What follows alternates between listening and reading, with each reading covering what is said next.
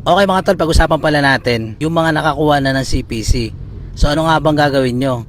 Manatili na lang kayong private o ililipat nyo na sa public yung sasakyan nyo? Ano ang magiging pros and cons niyan mga tol? Disclaimer lang mga tol, ito yung sasabihin ko sa inyo ay base lang sa aking personal na experience at pagre-research mga tol. Kahit bobo ako mga tol, ay napakasipag ko po magtanong at mag-research. So ito na, umpisa na natin. Kapag lumabas na kasi ang CPC ng sasakyan nyo galing LTFRB, obligado na talaga kayo mga tol na change classification yung unit kasi nga approve na ng LTFRB na gawing public na yung unit nyo. So paano naman kung hulugan yung unit, paano yun? Ang mangyayari niyan mga tol, pupunta ka ng bangko, ganun ang ginawa ko. Pumunta ako ng bangko, humingi ako ng COC o yung tinatawag nilang Certificate of Conformity mga tol na nagpapaalam ka na yung sasakyan nila gagamitin mo sa TNVS, gagawin siyang public kasi isa rin yan sa mga requirements kapag magpapa-change classification ka ng unit. So paano naman kung hindi ka bibigyan?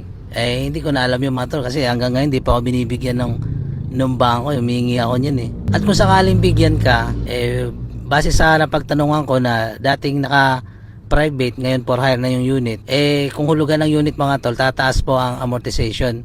Kung dating 17,000, magiging 19 to 20,000 na ang monthly nyo.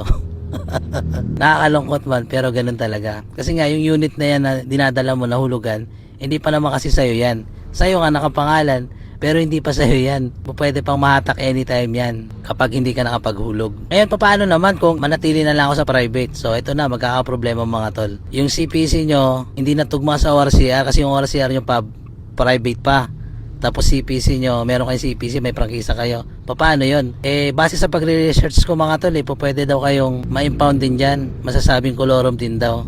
Yun ang sabi, Kasi labag din daw yan sa batas na dapat, kung may prangkisa ka, gawin mo public ang ORCR mo. Hindi dapat private. So may iba naman na nahuli pagdating dyan. At syempre, ang mga LTO officers naman natin ay nakakaunawa naman yan.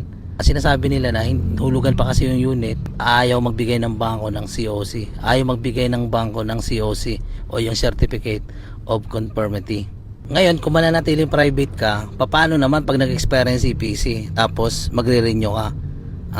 Base din sa akin pagre-research mga tol at pagtatanong sa mga tropa natin, nagbabayad na lang daw sila ng penalty sa, hindi ko alam kung sa LTFRB tama, sa LTFRB. Nagbabayad daw sila ng 250 per month. Halimbawa kung 5 taon yung unit mo, bilangin mo na lang kung magkano. So ganun lang mga tol, sa mga tropa natin dyan, naway nasagot ko po ang inyong katanungan. So yun lang mga tol. Kayo mga tol, baka meron pa kayong may sasuggest about dito sa paglabas ng ating CPC. Siyempre para naman sa mga tropa natin na magkaroon sila ng idea. So yun lang mga tol, ingat kayo at God bless.